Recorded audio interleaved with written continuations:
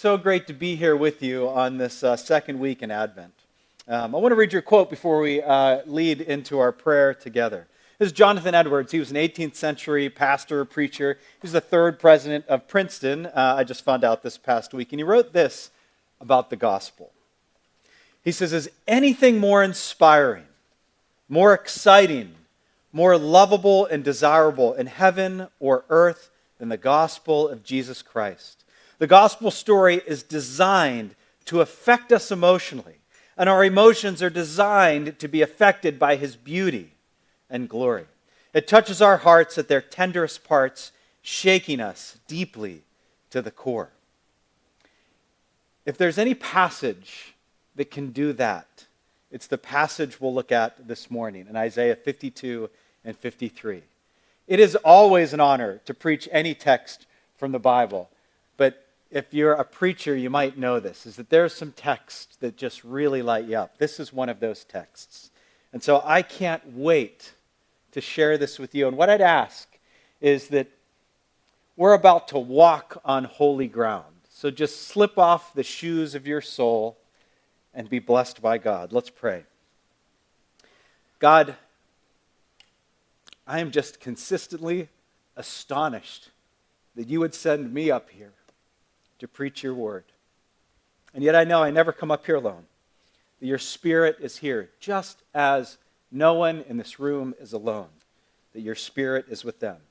So bless us as we lift high the name of Jesus in your word today. And we ask that in his name. Amen. So I guess my emotions are affected by the gospel, Trying to lead the way, Well, we are in our series, Hope Fulfilled. We are in week 2, and we are looking at the hopes that Israel held, God's people held, looking for someone who would come and rescue and save them, the great, long-awaited Messiah. Last week, we looked at Isaiah 11, and we summarized their hopes as they hoped for a sure future, a godly leader, and a peaceable kingdom. And that was this national hope they had. And if this week could hit closer to home, it does, because this week is more personal. This week, we will see the longing of a people, the longing of persons to be saved, that someone would come and deal with their sin that they faced individually. They needed reconciling to God. And this week, in Isaiah 52 and 53, we meet, maybe from our vantage point, this not so mysterious servant of the Lord. But we have to take our minds back to before Jesus came during the Christmas season, before he was made incarnate, made flesh and blood, and dwelt among us. We have to take our minds and hearts back to what it was like to be hoping and longing and wishing for someone like Jesus to come. Someone who is described as this servant of the Lord. And so this morning, as we look at this text, we will see that the servant of the Lord is described in 5 3-verse stanzas in our text this morning. And each stanza tells us something about what the servant of the Lord is like. So this morning, we're going to see that the servant of the Lord will serve, that he will be subtle, that he will be a substitute, that he will suffer, and then finally, that he will save. So the servant of the Lord will serve long before he is ever exalted. He will be subtle, not being what people expected. He will substitute himself in the place of others, and he will suffer greatly so that he could save a wayward humanity. So, we have quite a text in store for us today. We're going to pick up in Isaiah 52, verse 13, and it reads like this, as we see that the servant of the Lord will first serve. It's kind of in his title, so we'll see it. Reads this, verse 13, "Behold, my servant shall act wisely. He shall be high and lifted up and shall be exalted." Now, right out of the gates, it says, behold, wake up, pay attention, eyes up here, right? Have you ever said that to somebody? I need your attention. We are given the conclusion long before the process. It says that the servant shall act wisely, be high and lifted up, and shall be exalted. This servant of the Lord will know that at the end of his days, his work was effective.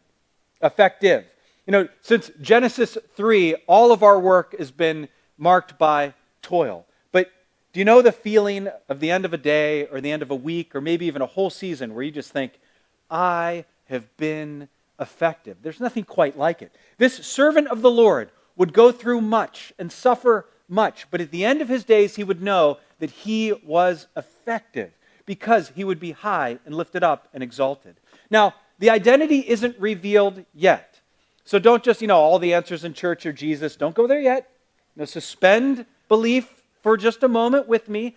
You would describe this person as high and lifted up, but they didn't know who it would be. They knew it would be the Messiah, the chosen, anointed one of God. But they didn't know exactly who that was yet. And they're given all these clues. And this high and lifted up clue is very pointed. See, high and lifted up is not a phrase that's used much in the Old Testament, just a handful of times. But every time that it's used, it refers to God. It always points to Him. So this Messiah, this chosen one, this rescuer of God's people would be somehow God Himself. And so the people of God were waiting with great hope. Some verses, they describe it like they're craning their necks, looking out as far as they can on the horizon, trying to get up over so they can see Him coming as soon as He arrives. Verse 14. As many were astonished at you, His appearance was so marred beyond human semblance, and His form beyond that of the children of mankind. Verse 15. So shall He sprinkle many nations. Kings shall shut their mouths because of Him. For that which has not been told them, they see, and that which they have not heard, they understand. When this servant arrives, all of the kings, the rulers, the people in power would be speechless. How He would show up, what He would look like would be beyond their comprehension. He would face such physical, mental, and spiritual hardship that He would appear marred and shattered and broken. You notice the turn almost immediately. This person will be high and lifted up. He will be exalted. And then the next thing the text says is that He will be marred and shattered and broken. This Messiah, this chosen anointed one of God, would come in a way that no one would expect. He would come as a servant. Their expectations of what this Messiah, what this Holy One of God would be like, did not involve service. It involved power and conquering. But we will see that God had something much different and better in mind for you and for me. So in this first 3-verse stanza, we see that the servant of the Lord will come to serve. Second, we will see that He is subtle. He will come in a way that no one will expect. See, the point is that many in that day were known, all the kings were described as handsome. All they were 6 foot tall or above, like all CEOs in America, we know this. We look at the outward appearance. It's just the way we're wired. But God looks at the heart. And so our eyes would be playing tricks on us. See, I love that verse because I think sometimes we just jump to the fact that, God looks at the heart. That's the way. It's telling us something true about you and me too. We look at the outward appearance. And if the glory of this person was to be found, this great servant of the Lord, it would not be on his external appearance. It would be something deeper. This is not the way that people thought the servant of the Lord would come. He would be subtle. Listen to what it says in chapter 53, verse 1 as we continue. It says, "Who has believed what he has heard from us? And to whom has the arm of the Lord be revealed?" Now you see, he's squishing together two things we never thought would go together. He's talking about high and holy and lofty and lifted up. And he's talking about being marred and beyond human semblance. And yet here, he describes him as the arm of the Lord. If you've been with us for any part of our Exodus series, you've probably heard something like that. That when God acts in power, it's by His holy right hand or His mighty right arm. Here, this suffering servant that would come in this subtle way would be the arm of the Lord. But it would be beyond people's comprehension. It wouldn't be what they were expecting. Verse 2, it says, "For he," this servant, "grew up before him like a young plant, and like a root out of dry ground. He had no form or majesty that we should look at him, no beauty that we should desire him." This servant is subtle. But this is not what we expected. See, rescuers were going to be ripped, right? Deliverers were daunting. Saviors were stately. But this person is described as a little sapling. If we matched the expectations of Israel to a plant, it would not have been a sapling. It would have been a sequoia, or like a cactus, or like a sequoia-sized cactus. I don't know a lot about plants, okay? But it's something awesome. Not this little shoot, not this little sapling. You ever had that little thing that grows, it's like at the base of a tree and one of those little seeds fall and you get like this little shoot. What do you do with it normally? You don't say like, oh my gosh, this is like, I have to take my shoes off, I'm on holy ground. No, you get the weed whacker and you cut that sucker down.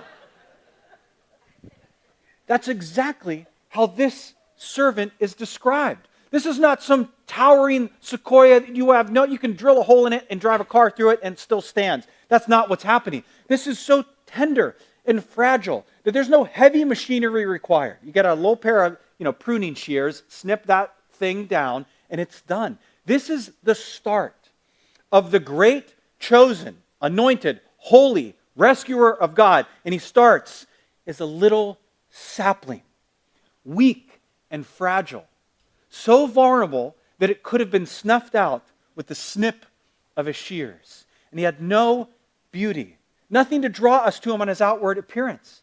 Kings like Joseph, or like David, and patriarchs like Joseph were described as handsome. That was language they had at their disposal. They said, this person will not be known by their looks. If anything, their looks will make you want to look away. Verse 3, it says, he was despised and rejected by men, a man of sorrows, acquainted with grief, and as one from whom men hide their faces. He was despised, and we esteemed him not. When they went to size up this suffering servant, they would look at him, and they wouldn't size him up very much at all. See, when you think of what this person would be like, we would have esteem for him. But this is saying, this person you're waiting for, you would esteem not. It says he would be despised and rejected. Now, when you think of despised, you might think of, like fists clenched, teeth clenched, angry face. This is so different. This is why it's so fun to study this original language. This word despised is much more subtle. It's casual. This is like a casual dismissal with the shrug of the shoulders. This is someone who just couldn't be bothered to pay attention that the great rescuer had come. This says that he was despised. What it means is that he's not even important enough to consider to most. He won't seem like he will even be worth your time. And he will be rejected. And he will be acquainted by grief. There's something about him, not only that won't draw our attention, but will actually repel our attention. See, it says, maybe it's his lack of form or majesty or beauty. Maybe because he doesn't have those standard features, that like CEO look, 6'2", tall, dark, handsome. No, there's something about him that not only doesn't draw us in, but pushes us away. We wouldn't look at him and think, this is the guy. This is the one that's going to save us. This is the great rescuer we've all been waiting for. This is not how they would think the arm of the Lord would look. See, when they added up everybody's expectations and they added up everybody's reactions to what the servant of the Lord would be like, he is met more with shock and astonishment, distaste, dismissal, and avoidance than he was admiration. This servant would actually be rejected by the very people looking for him. You would be craning over, looking out over the horizon, waiting for this rescuer to come in, and you would miss him. You'd be looking in the right place, but you'd be expecting the wrong person.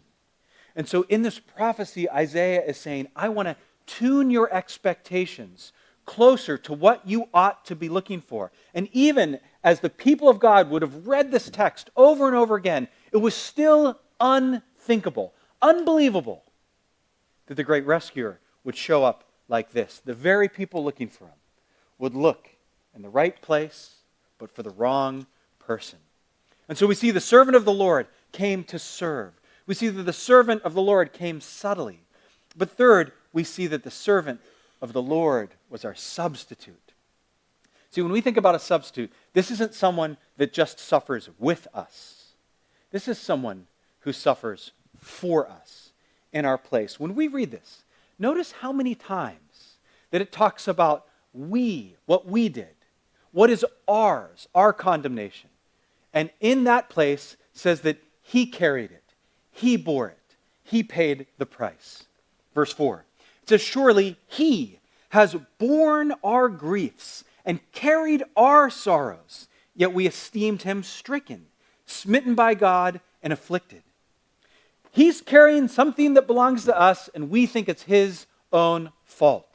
He is shouldering the burden of our sin, and we think that he did something to earn it. Now, this is fascinating. Look at these verbs, borne and carried. If you were reading this and you were familiar with that day and age and that culture, fireworks would be going off in your brain. Whatever the early equivalent of like Google connections is when you search and it gets all these hits, that would have been happening. Like your papyrus would have been filled with connections, okay?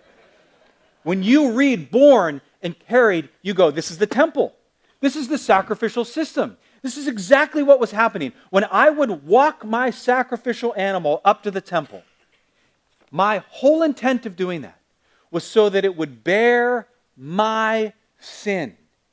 And it would go to the slaughter and be killed to pay for my sin. It would substitute for me. And so I didn't die with it. It died for me, instead of me, in my place. This is what the servant would do.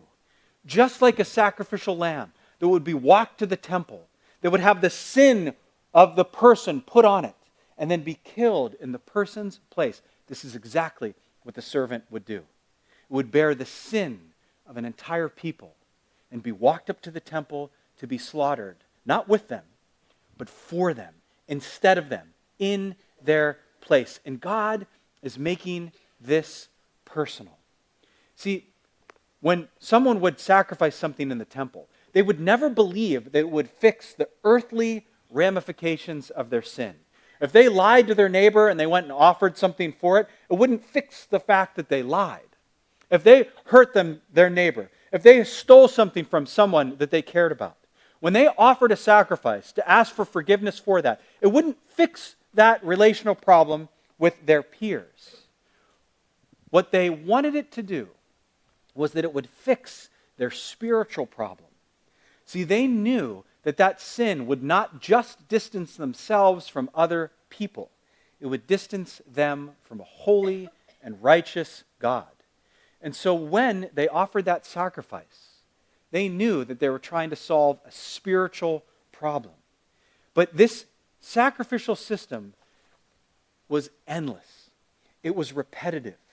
It would take you back up to even, and then you'd get yourself back in a hole, and you need to get yourself back up to even, and it would just keep going on and on. And everybody, all of the prophets and the people of Israel, if you really thought hard about it, you would know that some lamb can't pay for the weight of a human's sin. It was a substitute, but the sacrificial system was built all around a poor substitute, an insufficient substitute. And so it built this longing that maybe one day you would have the sacrifice to end all sacrifices, something that would really work, that could really stand in your place. See, this theme of substitution is the key. It lies at the heart of understanding both sin and salvation. John Stott, one of the great theologians of our day and age, wrote a book called The Cross of Christ. I recommend it to anybody. And he has a section in there where he talks about substitution. And I want to just summarize it for you with two statements. He says this, essentially, that sin equals me substituting myself for God. So sin is me putting myself where only God belongs, on the throne, in control, deciding right from wrong. It's this I know what's best. When we sin, we substitute us in the place of God. But substitution comes to bear on salvation as well. See, salvation is God substituting himself for me. See, salvation is God putting himself where only I belong. In the dock, in shame and pain, on the cross.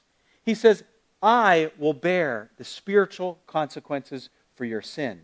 Substitution lies at the heart of both sin and salvation.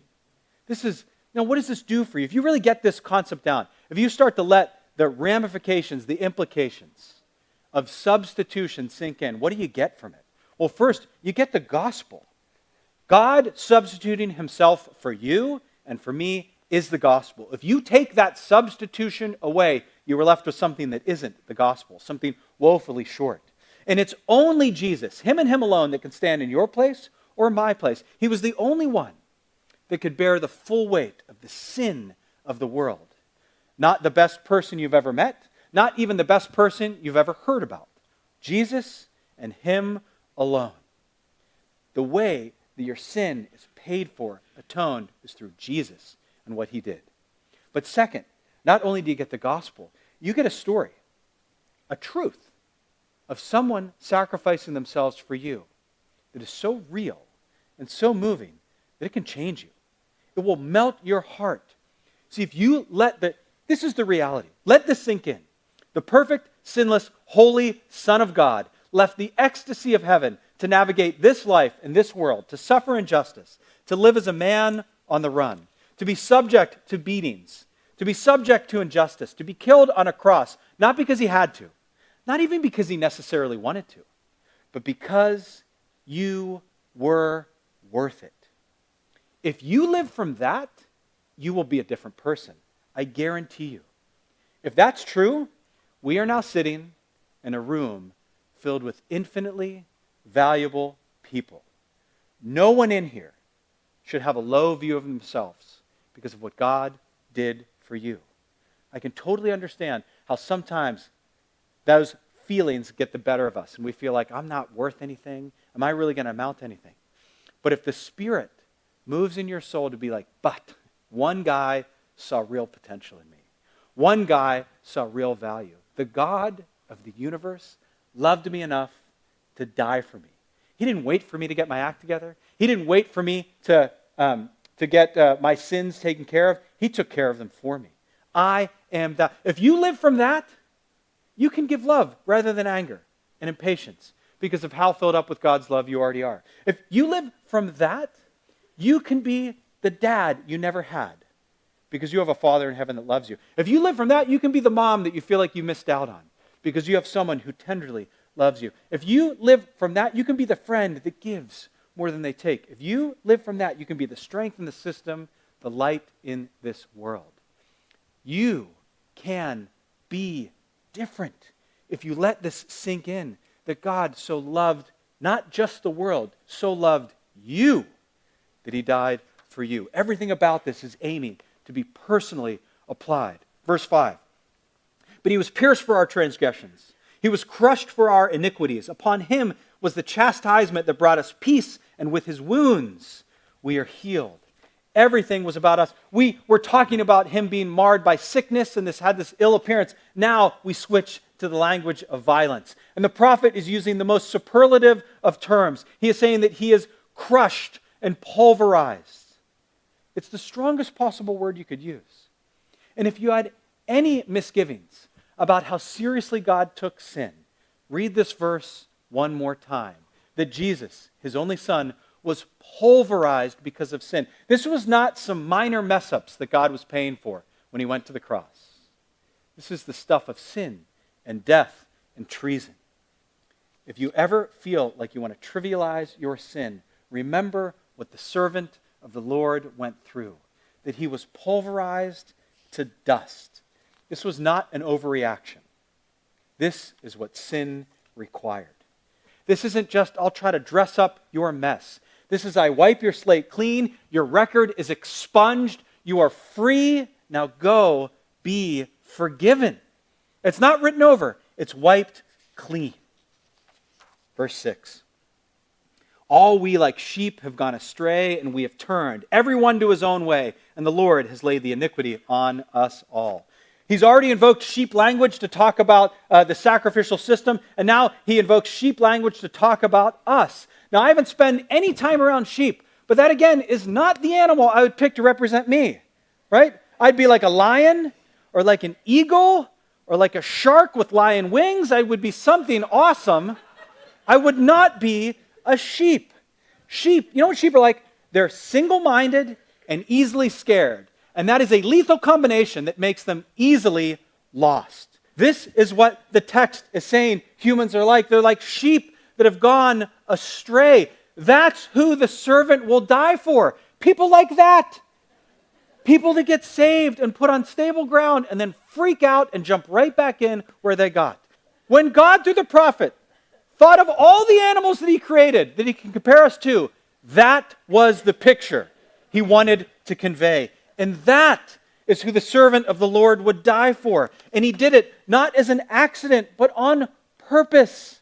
He did it as your substitute.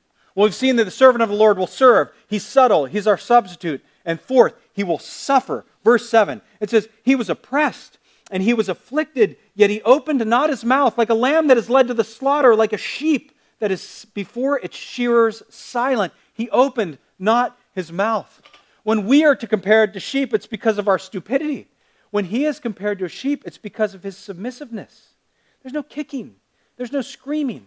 There's no fighting back, even though he's headed to something far worse than just a ditch to get stuck in. He's headed to be led to slaughter, and he opens not his mouth. And he is not going against his will. He is going of his own accord because he sees on the horizon you and me being saved. Verse 8, by oppression and judgment he was taken away, and for his generation, who considered that he was cut off of the land of the living, stricken for the transgression of my people. He was a victim of injustice. If you've ever had that feeling, that's not fair, you have a taste of what this servant suffered through.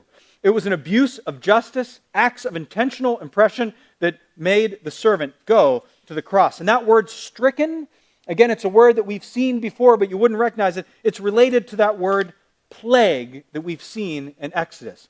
He was subjected to those things, not against his will, but in completely unjust way. And when it talks about generation, it's this kind of cryptic hint towards he would die without any children, with no legacy. It was a world where having children was everything. If you died without kids, you could quite literally say your life was futile. That is what the servant would be like. This is not who the people of God expected. Verse 9. It says, and they made his grave with the wicked and a rich man in his death, although he had done no violence, and there was no deceit in his mouth. It's not just that he didn't put up a fight. It's not just that he held his tongue through a difficult time. It's just there's no deceit. This servant would tell the truth, the whole truth, and nothing but the truth for all of his days. It wasn't just good verbal control, not saying something stupid when he's being crushed. It's him always, even when the pressure was off, speaking the whole and full truth. And yet, in spite of all that, he would have his grave made with the wicked. He was buried among people that he was not like, buried among sinners. The servant of the Lord serves. He's subtle. He's our substitute. He suffers. And lastly, he saves. The final section of this text answers the whole question of why. Why would a guy like that do something so sacrificial, so salvific for you and for me? Why would he do it? He died to cleanse a filthy people, to bring runaways home, and to save the lost. Verse 10, it says, yet it was the will of the Lord to crush him. He has put him to grief. When his soul makes an offering for guilt, he shall see his offspring. He shall prolong his days. The will of the Lord shall prosper in his hand. Now, he was crushed by the Lord. He was put to grief, but what did God want? Why would God do this to somebody so innocent, so blameless? He didn't want the suffering. He wanted the substitute. He wanted to be able to save you. He wanted people like you and me who put their hope in God to be able to take that life and put it up on the altar of our own sin and know that it would be our substitute, to know that our debts would be paid, to know that our record would be cleared, to say together what a great salvation we have. And this is so personal. Now, this is grammatically hard. This was hard enough to understand. I had to read it like 5 times. So don't worry. I'm going to overly simplify and synthesize and summarize and all that stuff, but it's too good to miss out.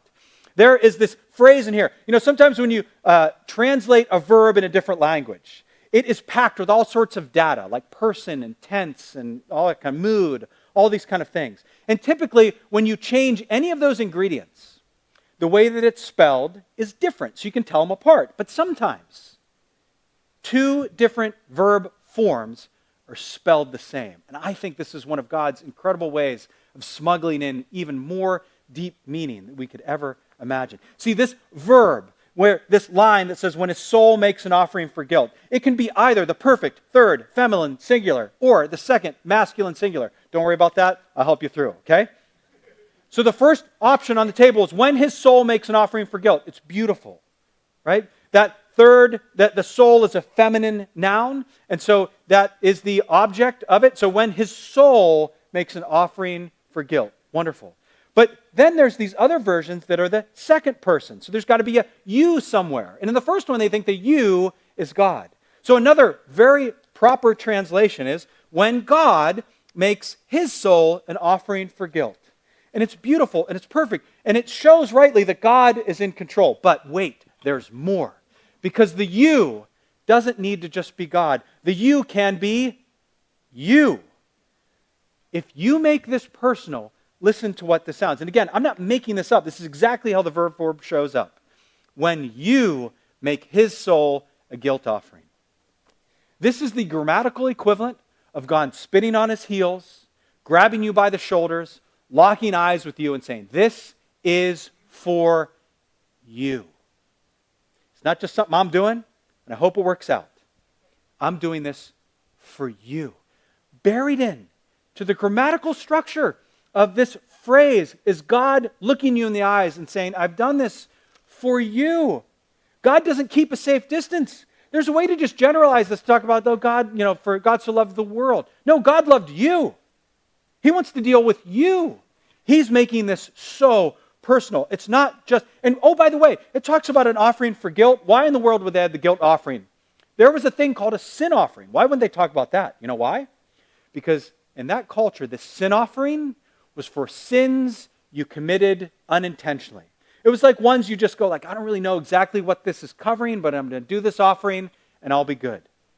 The guilt offering that this verse talks about is personal. It's sins you know you committed. It's the ones you did on purpose, even though you knew better. It's the ones that are intentional. It required that you knew what you were offering the guilt offering for, that you took responsibility. Everything about this is saying, this is God wanting to talk to you. And at the end of this verse, it makes this turn. This guy who's not going to have any kids and be crushed by the Lord now has these beautiful promises made about him. What does it say again? It says that he would be, right? Or where is it? I'm so many notes. He says that he shall see his offspring. He shall prolong his days. The will of the Lord shall prosper in his hands. Does that seem like the guy we've been talking about? No. But where did we start? He would be high and holy and lofty and lifted up. Just 2 more verses. Out of the anguish of his soul he shall see and be satisfied, and by his knowledge shall the righteous one, my servant, make many be accounted righteous, and he shall bear their iniquities. One day, again, he will know that his work had paid off. And lastly, verse 12, therefore I will divide him a portion with the many. He shall divide the spoil with the strong, because he poured out his soul to death and was numbered with the transgressors. Yet he bore the sin of many and makes intercession for the transgressors. It was this voluntary self-sacrifice of the servant where he identified himself with wicked sinners, dying in their place so that they could live. And all this passage, this whole time, you have to imagine not just that they didn't mention it in this passage, but thousands of years, hundreds of years before Jesus came, they didn't know it was going to be him. But one day, the servant of the Lord identity would be revealed. See, we celebrate that one day, years later, a baby would be born. in Bethlehem. And that person would be the servant of the Lord, who would serve and would be subtle and would be our substitute and suffer and save. When Jesus lived, these are the things that he said about himself. When Jesus lived and spoke, he said, "For even the Son of Man came not to be served, but to serve." When people saw him, he was so subtle, they said, "Could anything good come out of Nazareth?" He was so our substitute. When John the Baptist saw him, he said, "Behold, the Lamb of God that takes away the sin of the world." He would suffer so much that when Mark would describe his life and ministry, he said, "And he began to teach that he must suffer many things and be rejected by the chief priests and the elders and the scribes and be killed and after 3 days rise again." And when Jesus would say what his whole life's mission was about, he would say this: "For the Son of Man came to seek and save the lost." Jesus is who Israel was longing for. The people of God, how great a salvation we have in him, but you have to see him. You have to invite him in. You have to know that the offering was made for your guilt. And you welcome him and you are saved. May we this Christmas season see that our hope is fulfilled in Jesus.